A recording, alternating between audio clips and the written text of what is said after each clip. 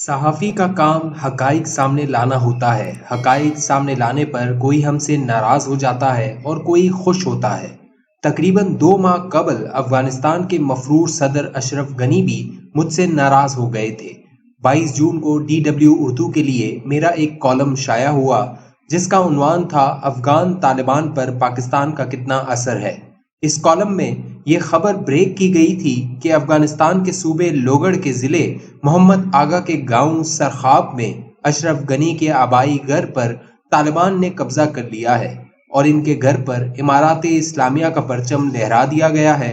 मैंने ये भी लिखा कि सरखाब दारुल हुकूमत काबुल से सिर्फ 30 किलोमीटर दूर है। मैंने ये इतला भी दी कि तालिबान का अशरफ गनी के कुछ करीबी साथियों से राब्ता है और वो कुछ लो और कुछ दो की बुनियाद पर कोई रास्ता निकालने की कोशिश करेंगे और बहुत जल्द कोई बड़ा सरप्राइज देंगे। बदलते हुए हालात के तनाजुर में मेरा तज्जिया ये था कि अशरफ गनी काबुल के सदारती महल से भागकर किसी दूसरे मुल्क में पनाह ले सकते हैं और तालिबान की बजाय पाकिस्तान पर गुस्सा निकालेंगे और तालिबान पर पाकिस्तान का इतना असर नहीं रहेगा। इस कॉलम के शाया होने पर अशरफ गनी के मीडिया ऑफिस ने मुझसे राब्ता किया और कहा कि सरखाब में अशरफ गनी के घर पर तालिबान का कब्जा नहीं है। अशरफ गनी कहीं नहीं जाएंगे और वो तालिबान के खिलाफ भरपूर मज़म्मत करेंगे। मैंने अशरफ गनी के तर्जुमान से कहा कि आप अपना मौक़िफ़ मुझे भिजवा दें, मैं किसी और कॉलम में आपका मौक़िफ़ शामिल कर दूंगा। उन्होंने बड़े तल्ख लहजे में कहा, आप अपनी गलत खबर पर माजरत करें और बताएं कि सरखाब में अशरफ गनी के घर पर तालिबान का कोई कब्जा नहीं है। मैंने लोगड़ में एक अफगान सहाफ़ी से पूछा कि क्या अशरफ गनी के घर पर तालिबान का कब्जा ख़त्म हो गया है। इसने बताया कि कब्जा बरकरार है। फिर मैंने अफगान तालिबान के तर्जुमान ज़बीहुल्लाह मुजाहिद से रब्ता किया और पूछा कि क्या आपके जंगजू अभी तक सरखाब में अशरफ गनी के घर पर मौजूद हैं। ज़बीहुल्लाह मुजाहिद ने सरखाब में अपने साथियों की अशरफ गनी के घर के अंदर के रिश्तेदारों के साथ गुफ्तगू की वीडियो मुझे भी भेज दी। मैंने ये वीडियो अशरफ गनी के तर्जुमान को भेज दी और फिर इनकी कॉल नहीं आई। मामला यहाँ ख़त्म नहीं हुआ। अफगानिस्तान के मफरूर नाइब सदर अब्दुल रशीद दोस्तम के एक साथी ने भी तवील अरसे के बाद राब्ता किया और कहा कि तालिबान कभी मज़ार शरीफ और काबुल पर कब्जा नहीं कर सकेंगे। उन्होंने यकीन दिलाया कि अशरफ गनी के करीबी साथी मुत्तहिद हैं और किसी का तालिबान से कोई राब्ता नहीं। 15 अगस्त की शाम जब ये खबरें आने लगीं कि तालिबान काबुल में दाखिल हो चुके हैं तो मैंने दोहा में तालिबान के एक रहनुमा से पूछा, ये क्या हो रहा है। वो हंसने लगे और कहा, आप सोहेल शाहीन से बात करें। सोहेल शाहीन ने फरमाया कि हम ताकत के जोर पर काबुल में दाखिल नहीं होंगे। दूसरी तरफ तालिबान काबुल के सदारती महल पर कब्जा कर चुके थे। अशरफ गनी ये कहकर भाग निकले कि मैंने काबुल को कत्लो गारत से बचा लिया।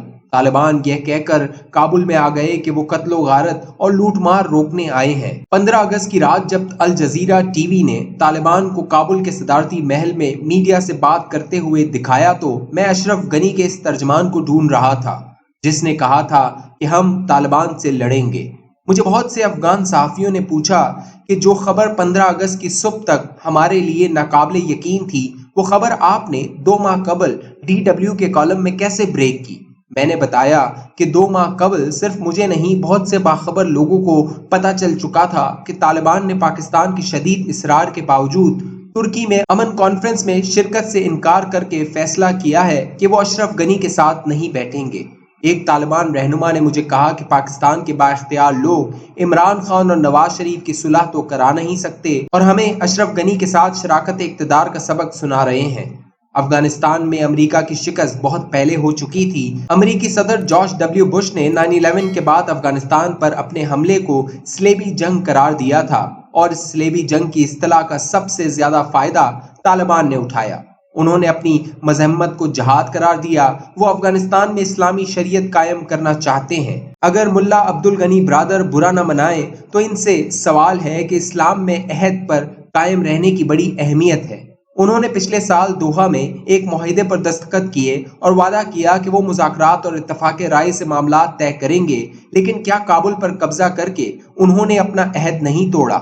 मुझे उम्मीद है कि वो अशरफ गनी की तरह मुझसे नाराज नहीं होंगे اور اس سوال کا وضاحت سے جواب دیں گے۔ میں نے 2 ماہ پہلے بھی عرض کیا تھا کہ افغان طالبان پر پاکستان کا زیادہ اثر و رسوخ نہیں رہا۔ عمران خان بھلے کہیں کہ افغانستان میں غلامی کی زنجیریں توڑ دی گئی ہیں اور ڈاکٹر شری مزاری بھی افغانستان میں امریکی شکست کا ویتنام میں شکست سے تقابل کرنے میں آزاد ہے، لیکن مت بھولیں کہ جس پرویز مشرف نے طالبان کے خلاف بمباری کے لیے امریکہ کو پاکستان میں فوجی اڈے دیے، اس مشرف کے بہت سے ساتھی آج بھی عمران خان کی کابینہ میں بیٹھے ہوئے ہیں۔ طالبان کی فتح پر جمعیت علماء اسلام، جماعت اسلامی اور دیگر مذہبی جماعتیں خوشی منائیں تو سمجھ میں آتا ہے، لیکن عمران خان یہ کیسے کہہ سکتے ہیں کہ غلامی کی زنجیریں توڑ دی گئیں؟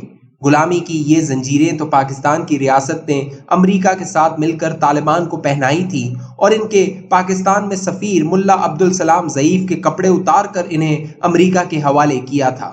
ملا ضعیف کے کپڑے اتارنے والے جنرل پرویز مشرف کے ساتھیوں کے جھرمٹ میں بیٹھ کر جب کوئی غلامی کی زنجیریں توڑنے کی بات کرتا ہے تو وہ دراصل دوسروں کو نہیں بلکہ اپنے آپ کو بے وقوف بنانے کی کوشش کرتا ہے۔